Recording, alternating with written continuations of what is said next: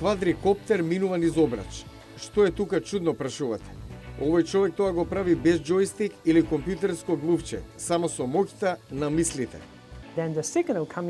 Овие сензори го фаќаат сигналот од неговиот мозок. Тој се декодира и испраќа преку бежичен систем и го контролира летањето на квадрикоптерот.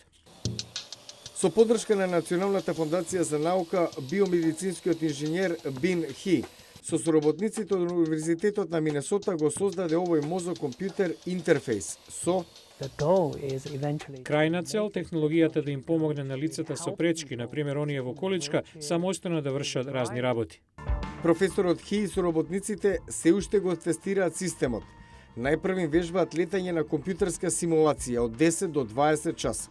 Со помош на два вида на гел проводник ги пренесуваме сигналите од мозокот. Се пренесуваат преку електроенцефалографија, со капа на која има 64 електроди. Кога оној што ја носи мисли на конкретно движење, неуроните во моторниот кортекс на мозокот произведуваат мали електрични сигнали.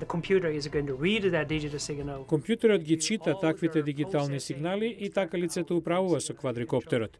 Интерфејсот е направен така да помага во вршењето на едноставни нешта, како вклучување на светилка.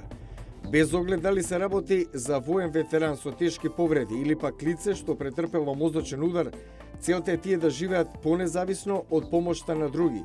Хи вели дека интерфејсот може да помогне во премостувањето на оштетените мозочни делови.